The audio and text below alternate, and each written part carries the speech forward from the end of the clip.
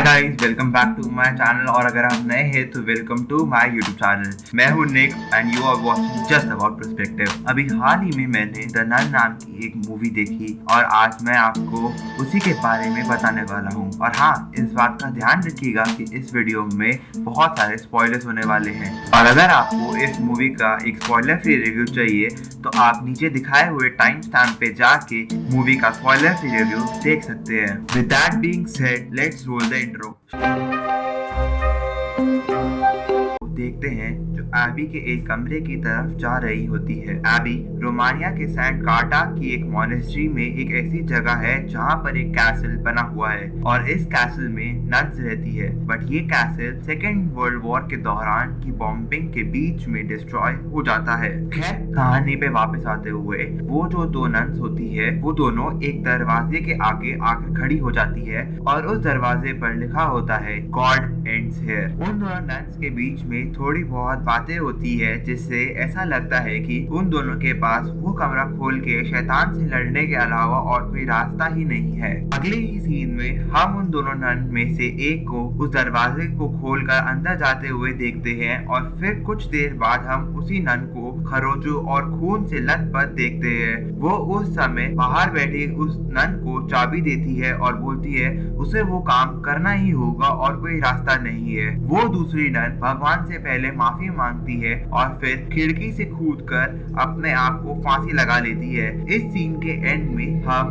Viewers उस evil none की एक इमेज को देखते हैं। अगले सीन में हम व्यूअर्स फ्रेंची नाम के एक बंदे से इंट्रोड्यूस होते हैं जो एबी की नन्स के लिए क्वार्टरली राशंस लेके आया था। जब वो वहाँ आया तो उसने पिछले दिन मरी हुई नन की लाश देखी जिसे कौवे खा रहे थे और अचानक से वो रस्सी टूट जाती है। इतना कुछ देखने के बाद फ्रेंची तुरंत ही वेटिकन को ये सारी घटना बता देता है। अब अगला सीन वेटिकन का होता है जहाँ पर हम व्यूअर्स पहली बार फादर बर्ग से मिलते हैं जो वहाँ बिशप फोर्ने के कहने पर आए हुए थे। वहाँ पर बिशप बोलते हैं कि फादर को रोमानिया के एबी नामक एक जगह पर जाकर पता करना है कि वो जगह अभी भी पवित्र है या नहीं, और इस काम में फादर का साथ सिस्टर आयरीन देंगी जो अभी प्रोस्टिलेट है। प्रोस्टिलेट वो होते हैं जिन्होंने नन बनने की शपथ अभी तक नहीं ली होती है। वो कहते हैं कि सिस्टर आयरीन रोमानिया के बारे में अच्छे से जानती हैं और वो वहाँ उनकी मदद कर सकती हैं। अगले सीन में हम ये देखते हैं कि फादर बर्ग सिस्टर आयरीन से मिलने आए होते हैं और उन दोनों की बातों से पता चलता है कि सिस्टर आयरीन तो कभी रोमानिया गई ही नहीं है। तो फिर बिशप फोर्ने ने उन्हें क्यों आयरीन के साथ भेजा, इस बात का पता आपको इसी वीडियो में आगे पता चलेगा। सीन शिफ्ट होता है और हम देखते हैं कि फादर और आयरीन फ्रेंची से मिलते हैं जो उन्हें कहता है कि एबी की नन्स कभी बाहर आती ही नहीं है, तो वो हर 3 महीने में उनके पास राशन लेके जाता है और वहाँ के फ्रीजर रूम में रख देता है और उसी रूम में उसने उस नन की लाश को भी रखा है। इन सब बातों के दौरान जिस रास्ते से वो लोग जा रहे थे वहीं थोड़ी दूर चलने के बाद उनका घोड़ा आगे जाने को राजी नहीं होता है, जिसकी वजह से उन्हें बाकी का रास्ता आगे चलकर तय करना पड़ता है। फ्रेंची का कहना था कि एबी कर्स्ड है और ये बात यहाँ के घोड़े भी जानते हैं। गांव वाले तो एबी का नाम लेने से भी कतराते हैं और कभी गलती से नाम ले भी लिया तो वो थूकते हैं, क्योंकि उनका मानना था कि अगर वो ऐसा नहीं करेंगे तो उन पर भी एबी का श्राप लगेगा। ये सब बातें करते हुए वो एबी के फ्रीजर रूम तक पहुँचते हैं जहाँ फ्रेंची उन्हें बोलता है कि उसने नन को लेटाया हुआ था पर अभी उसकी लाश बैठी हुई थी। उस समय फादर बर्ग को एक चाबी दिखती है उस नन के हाथों में और वो चाबी वही होती है जो हमें पहले सीन में दिखाई दी थी है। फादर बर्ग उस नन के हाथ से वो चाबी ले लेते हैं और फिर वो लोग उसी स्पॉट पे जाते हैं जहाँ पर फ्रेंची को नन की लाश पहली बार मिली होती है। वहाँ पर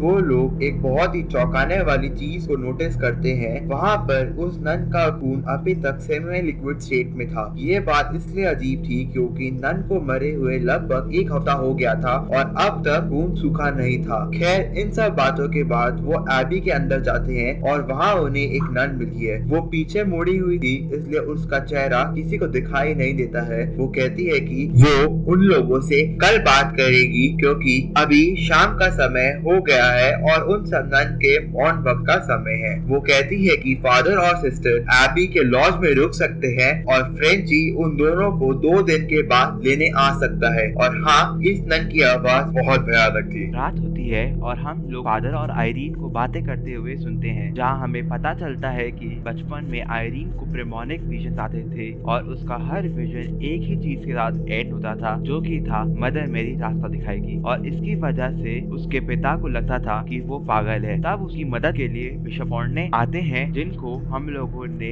वेटिकन के सीन में देखा होता है। अब ये मेरा मानना है कि बिशप ऑर्ने ने इरीन को इसलिए चुना क्योंकि उसे प्रेमोनिक विजन आते हैं और वो फादर बर्ग की इस सिचुएशन में हेल्प कर सकती है। बट ये सिर्फ मेरी थ्योरी है, ऐसा मूवी में कहीं कुछ भी नहीं कहा गया है। Coming back to the movie, जब फादर बर्ग को पता चलता है कि आयरीन को भी विजन आते हैं, तब वो एक बात को रिकॉल करते हैं। वो बताते हैं कि 20 साल पहले उन्होंने डैनियल नाम के एक बच्चे का एक्सॉर्सिज्म किया था, बट उस एक्सॉर्सिज्म के बाद डैनियल को इतनी चोटें लगी थी जिसकी वजह से कुछ दिनों के बाद उसकी मौत हो जाती है। उन्हें डैनियल की मौत का बहुत ज्यादा दुख और अफसोस था। दूसरी तरफ हम फ्रेंची को देखते हैं, जो रात को घर जा रहा होता है, तब उसे वही फांसी लगी हुई नन दिखाई देती है। और जैसे ही वो उस नन के पास जाता है, तो जिस रस्सी से वो नन टंगी हुई थी, वो रस्सी टूट जाती है और उस नन की बॉडी फ्रेंची पर आके गिर जाती है। और वो नन फ्रेंची को किसी ज़ॉम्बी की तरह अटैक करने लग जाती है, पर किसी तरह फ्रेंची अपनी जान बचाता है और वहाँ पड़े एक क्रॉस को उखाड़ कर अपने साथ लेकर गाँव भाग जाता है। वहीं पर फादर बर्ग की आंख खुलती है एक म्यूजिकल डिवाइस से बचने की वजह से, और जैसे ही वो उस म्यूजिकल डिवाइस के पास जाते हैं, वो बजना बंद हो जाता है और उनको एक अनजान एंटिटी पीछे से आवाज लगाती है। फादर उस अनजान एंटिटी का पीछा करते हुए एबी के कब्रिस्तान में पहुंचते हैं। वहाँ उन्हें डैनियल दिखता है, जो अचानक एक इविल एंटिटी में तब्दील हो जाता है और उसके मुंह से एक सांप निकलता है, जो उन पे जैसे ही अटैक करता है, वैसे ही वो एक कॉफिन में गिर जाते हैं और फिर उस कॉफिन का लिड अपने आप बंद हो जाता है और फादर बर्ग उस कॉफिन के अंदर फंस जाते हैं और वो मदद के लिए जोर जोर से आयरीन को चिल्लाकर बुलाने की कोशिश करते हैं। अब दोस्तों, पहले के जमाने में कॉफिन के बाहर एक बेल लगाई जाती थी और उस बेल को बजाने के लिए रस्सी कॉफिन के अंदर डाल दी जाती थी। अब ऐसा इसलिए करते थे क्योंकि उस समय जब कोई महामारी फैलती तो उसकी वजह से अगर कोई इंसान हिलना डुलना बंद कर देता था तो उसे कॉफिन में डाल दिया जाता था, और अगर बाद में उसे होश आ जाए तो वो बेल बजाकर लोगों को बता सके कि वो अभी जिंदा है। वैसी ही सेम बेल फादर बर्ग के कॉफिन के बाहर लगी हुई थी, जिससे वो बजाकर सिस्टर आयरीन को बुला रहे थे। वहीं दूसरी तरफ सिस्टर आयरीन की नींद खुलती है और हम के पीछे एक नन की आकृति को देखते हैं। आयरीन जाती है एबी के चैपल में, जहाँ एक मिरर के अंदर वो उसे अपने पीछे एक इविल नन को खड़ी देखती है और अचानक से वो मिरर टूट जाता है। आयरीन भागते हुए पहुंचती है एबी के कब्रिस्तान में, जहाँ उसे सारे कॉफिन की बेल बजी हुई सुनाई देती है। वो आंखें बंद करती है और उसे एक विजन आता है उस कॉफिन के बारे में जिसमें फादर बर्ग होते हैं, और वहीं पास पड़े हुए फावड़े से वो कॉफिन को खोदने लग जाती है। कॉफिन के अंदर हम एक डेमोनिक एंटिटी को देखते हैं जो फादर बर्ग पे हमला कर रही होती है, पर इससे पहले वो उन्हें कुछ नुकसान पहुंचाए आयरीन उन्हें वहां से बाहर निकाल लेती है। अगले दिन फादर बर्ग और सिस्टर आयरीन फिर से एबी के अंदर जाते हैं, उसी नन से मिलने जिनसे वो पिछले दिन मिले थे। आज एबी के मेन दरवाजे पे पिछले दिन से ज्यादा खून था। एबी में अंदर आने के बाद फादर बर्ग और सिस्टर आयरीन अलग अलग रास्ते पर चले जाते हैं, पर अलग होने से पहले फादर बर्ग सिस्टर आयरीन को वही चाबी देते हैं जो उन्हें उस नन से मिली होती है। आयरीन को एबी के अंदर और भी बहुत सारी नन स्प्रे करती हुई मिलती है, जिनमें से एक नन का नाम सिस्टर ओवाना था। ओवाना बताती है कि उन सब नन के बीच में एक शैतानी शक्ति है जो एक नन का रूप लिए इस एबी में घूमती है, और उसी शैतानी शक्ति को रोकने के लिए ये लोग बारी बारी से प्रे करते हैं। सिस्टर ओवाना बताती है कि कई साल पहले ड्यूक ऑफ सेंट कार्टा ने एक रिचुअल किया था जिससे हमारी दुनिया और शैतान की दुनिया के बीच में एक कनेक्शन बन गया था, और इस कनेक्शन की वजह से एक गेट बन गया था जिससे वो शैतान हमारी दुनिया में आने की कोशिश करता है। उसी समय कैथोलिक्स ने एबी पे लड़ाई छेड़ दी थी और ड्यूक को मार गिराया था, और उस गेटवे को भी सील कर दिया था लॉर्ड जीसस के पवित्र खून से। दूसरी ओर हम फादर को देखते हैं जो कुछ बुक्स देख रहे होते हैं, जिनसे पता चलता है कि वो शैतान जो इस एबी को अब हॉन्ट कर रहा है वो वैलिक है, जिसे द डिफाइलर, द प्रोफेन और द मार्की ऑफ स्नेक्स के नाम से भी जाना जाता है। रिचुअल के दौरान जो शैतान उस गेट से आया था वो वैलिक था, जिसे कैथोलिक्स ने बाद में बंद कर दिया था, बट हाल ही में हुई बॉम्बिंग्स के दौरान उस दरवाजे में क्रैक आ गया, और जिसकी वजह से शायद वैलिक उस गेट से बाहर आ गया। और अब वो एबी को हॉन्ट कर रहा है। सीन चेंज होता है और हम फ्रेंची को एक बार में देखते हैं। वहाँ उसे लोग बताते हैं कि गांव में एक छोटी सी 12 साल की बच्ची ने सुसाइड कर ली है और ये सब उस एबी की वजह से हुआ है। और क्योंकि फ्रेंची 2 लोगों को एबी लेके गया था तो उनका मरना भी पक्का था। फिर सीन दोबारा फादर बर्ग पे शिफ्ट होता है जो पिछले दिन मिली हुई नन से बात कर रहे होते हैं और जैसे ही वो उस नन के ऊपर से उसका पर्दा जिससे उसका चेहरा ढका हुआ था उसे उठाने जा रहे होते हैं, वैसे ही वो उन पे अटैक कर देती है और तब पता चलता है कि वो तो एक्चुअल में नन थी ही नहीं और कोई ज़ॉम्बी टाइप का मॉन्स्टर था। खैर जैसे ही वो फादर की जान लेने वाली होती है तब पता नहीं कहाँ से फ्रेंची आता है हाथों में शॉटगन लिए और फादर को बचा लेता है। अगले सीन में हम देखते हैं कि सिस्टर ओवाना आयरीन को एक कमरे में ले जाकर छोड़ देती है और बाहर से उस कमरे को बंद कर देती है। उस समय आयरीन को फिर से एक मैरी पॉइंट्स वे वाला विजन आता है। जब वो अपनी आंखें खोलती है तो उसे एक नन प्रे करती हुई दिखाई देती है, पर इससे पहले वो उसे कुछ पूछ पाए वो नन वहाँ से गायब हो जाती है और वहाँ कुछ डरावनी घटनाएं घटती है। आयरीन ये सब देख के बहुत ज़्यादा डर जाती है और भागकर एबी के चैपल में चली जाती है। जब आयरीन चैपल में पहुंचती है तो वो देखती है कि एक नन वहां पे प्रे कर रही होती है और उनके साइड में एक लाश कपड़े में ढकी होती है। जैसे ही वो कपड़ा हटाती है वैसे पता चलता है कि वो लाश और किसी की नहीं बल्कि सिस्टर ओवाना की होती है। तभी वहाँ एबी की सारी नन्स आ जाती है और आयरीन से कहती है कि वो भी प्रे करे। वो आयरीन से इस बात का खास ध्यान रखने को कहती है कि चाहे कुछ भी हो जाए वो अपनी नजर क्राइस्ट से ना हटाए और प्रे करना ना रोके। जैसे ही वो लोग वहाँ पर प्रे करना शुरू करते हैं तो चैपल में जोर जोर से हवाएं चलनी शुरू हो जाती है और कोई चीज आयरीन के पीछे से कपड़े फाड़ कर उसे खरोच मारने लगती है जिसकी शक्ल एक स्टार की फॉर्म में नजर आती है। तभी चैपल के दरवाजे पर फादर बर्ग और फ्रेंची आ जाते हैं। आयरीन कहती है कि वो सारे लोग मिलके वहाँ प्रे कर रहे हैं, पर जब फ्रेंची और फादर बर्ग देखते हैं तब उन्हें वहाँ कोई नजर नहीं आता। जी हाँ, अभी तक हम जो भी देख रहे थे यानी जो आयरीन देख रही थी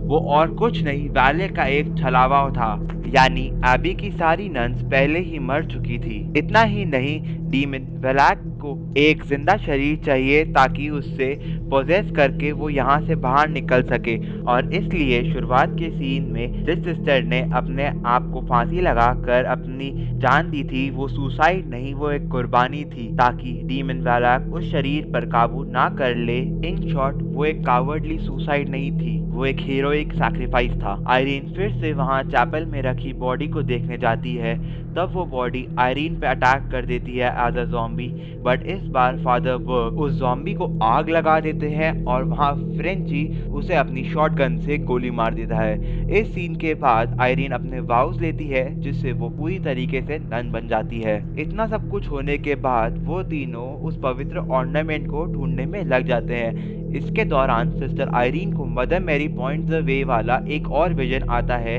जिससे वो वहाँ पहुँचते हैं जहाँ पर वो ऑर्नामेंट होता है। जब वो उस विजन के बताए हुए लोकेशन पे पहुँचते हैं तब वहाँ पे एक मदर मैरी की मूर्ति दिखती है और उनकी फिंगर टिप पर लाइट गिर रही होती है और वो लाइट एक की होल की तरफ पॉइंट करती है। उस की होल में वही चाबी जो पहले सीन में मिलती है उन लोगों को डालने पर उससे ऑर्नामेंट गिरता है। अब फादर बर्ग वो ऑर्नामेंट आयरीन को पहनाते हैं और वो तीनों उस दरवाजे पर आ जाते हैं जहाँ लिखा होता है गॉड एंड्स हियर। वो लोग मानते हैं कि इसी दरवाजे के पीछे वो दरवाजा भी छुपा है जो नर्क को और इस दुनिया को कनेक्ट करता है। इसके बाद बहुत सारे जंप स्केयर्स और कट सीन्स होते हैं जिन्हें बोल के समझाना बहुत मुश्किल है, तो वो आपको खुद ही एक्सपीरियंस करने पड़ेंगे।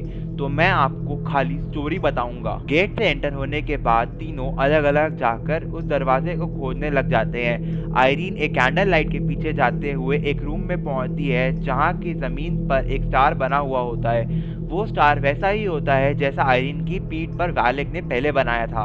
अब जैसे ही आयरीन उस रूम में एंटर होती है वैसे ही उस रूम का दरवाज़ा बंद हो जाता है और हम व्यूअर्स को पता चल जाता है कि अब वैलेक आयरीन को पोजेस करने वाली होती है। थोड़ी देर बाद फ्रेंची उस कमरे का दरवाजा तोड़कर अंदर घुसता है और आयरीन को हवा में लेविटेट करते हुए देखता है। जब फ्रेंची उसे बचाने के लिए उसके पास जाता है तो पोजेस्ड आयरीन उस पर हमला कर देती है और फ्रेंची उसे बचाने के लिए ऑर्नामेंट का यूज करके वैलेक और आयरीन को अलग अलग कर देता है, जिससे वैलेक फ्रेंची को अटैक करती है और उसे बेहोश कर देती है। फिर वैलेक आयरीन के पास जाती है और उसे मारने के लिए उसे पानी में डुबाने लगती है।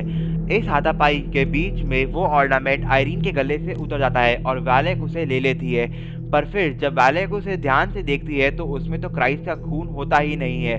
तब वो आयरीन को पानी से बाहर निकालती है और जैसे ही वो उसे पानी से बाहर निकालती है, आयरीन अपने मुंह से ब्लड वैलेक पर थूक देती है, जिससे वो पीछे हटना शुरू कर देती है। और हाँ, ये खून वही क्राइस्ट का पवित्र खून होता है। जैसे ही वो खून पानी को टच करता है तो पूरा पानी खून खून हो जाता है, जिससे वैलेक उसी गेट में खींची चली जाती है और वो गेट फिर से सील हो जाता है और डूबती हुई आयरीन को फ्रेंची आकर फिर से बचा लेता है। अगली सुबह फादर और सिस्टर आयरीन एबी की सारी नन्स को सम्मान पूर्वक अच्छे से बरियल देते हैं और कहते हैं कि एबी अब फिर से होली हो चुका है। बरियल के बाद वो तीनों तांगे पर बैठते हैं और वहां से चले जाते हैं। बट हम व्यूअर्स एक चीज नोटिस करते हैं, फ्रेंची के गले पर एक पोजेस्ड होने वाला मार्क दिखाई देता है और फिर हमें एक फ्लैशबैक दिखाई देता है जिसके अंदर हम देख पाते हैं कि जब फ्रेंची और वैलेक के बीच में लड़ाई होती है तब उसी समय वैलेक अपने मुंह से एक सांप फ्रेंची के मुंह में भेज देती है, जिसका मतलब होता है कि फ्रेंची अब पोजेस हो गया था, जिसका मतलब था कि अब वैलेक हमारी दुनिया में आ चुकी है। इसके बाद कहानी 20 साल आगे बढ़ जाती है और हम देखते हैं कि कंज्यूरिंग यूनिवर्स की लॉरेंस एक जगह पर लेक्चर दे रहे होते हैं और एक एग्जॉर्सिज्म डिस्कस कर रहे होते हैं और वो एग्जॉर्सिज्म और किसी का नहीं, फ्रेंची का होता है। वो लोग बताते हैं कि पोजेस होने के बाद फ्रेंची, जिसका असली नाम मॉरिस होता है, वो अच्छे से लैटिन बोलने लगता है। बट हम जानते हैं कि फ्रेंची एक फ्रेंच कनेडियन बंदा था। और अब यहाँ पर मूवी एंड हो जाती है। अब आ जाते हैं इस मूवी के ओवरव्यू के ऊपर। पहला पॉइंट, स्टोरी लाइन या प्लॉट। मुझे ये प्लॉट बहुत बेसिक सा लगा। मेन कैरेक्टर्स को सारी चीज़ें बहुत आसानी से मिल जाती है, जिसकी वजह से ये प्लॉट काफ़ी इजी गोइंग हो जाता है और यही चीज़ इस प्लॉट को वीक कर देती है। अब दूसरे पॉइंट पे आ जाते हैं, जो इस मूवी की acting. The only thing which save the movie for me was its acting. Cast ने जो एक्टिंग की है उसकी वजह से मूवी बहुत जगह तक बच जाती है। चलो अब इसके तीसरे पिलर पे आ जाते हैं, जो कि है डायरेक्शन। खाली जंप स्केयर्स और बेमतलब की नॉइज। कहते हैं ना कि sometimes silence have the different kind of SVERI impact. वही चीज ये मूवी लैक कर रही थी। बेमतलब के स्टार्टिंग के अंदर फालतू के जोक्स। एक स्कैरी मूवी के अंदर सबसे इम्पोर्टेंट पॉइंट होता है उसका एरे एनवायरनमेंट क्रिएट करना। बट जहां आप कॉमेडी स्क्रिप्ट को इंटीग्रेट करना शुरू कर देते हैं एक स्कैरी मूवी के साथ, वहीं पे वो प्लॉट वीकर होना शुरू हो जाता है। अब चलिए इस मूवी के फोर्थ पिलर पे आते हैं, जो कि स्क्रीन प्ले। स्क्रीन प्ले भी कुछ ज्यादा अच्छा या फिर ग्रेट नहीं बोलूंगा, इट वॉज मीडियम और ओके। कहीं पे स्क्रीन प्ले इतना लैग कर रहा था कि कुछ चीजें कनेक्ट ही नहीं हो रही थी। मेरे लिए सिर्फ वो एक पॉइंट जो स्क्रीन प्ले को अच्छा बोल सकता हूँ वो था जब इन लोगों ने कॉन्जरिंग यूनिवर्स को और द नन यूनिवर्स को कनेक्ट किया था। अब चलते हैं फोर्थ पिलर पे, जो कि है डायलॉग्स। कुछ जगह डायलॉग्स अच्छे थे, बट वहीं फिर कुछ जगह थोड़े से क्रिंजी फील कराते हैं। नॉइस की वजह से कुछ जगह तो डायलॉग्स का जो इम्पैक्ट होना चाहिए था वो भी गिर जाता है। ओवरऑल ये मूवी एक वन टाइम वॉच है और बस एक बार एक्सपीरियंस ले सकते हो, नॉट मोर देन दैट। मेरी तरफ से इस मूवी को 4.8 आउट ऑफ 10। अगर आपको ये वीडियो पसंद आया हो तो कंसीडर ड्रॉपिंग अ लाइक, और अगर मेरे से कोई कमी हुई हो तो प्लीज कमेंट सेक्शन में बताइएगा। और मैं आपसे फिर मिलूंगा फिर कोई नई वीडियो के साथ। Until then keep watching, bye guys.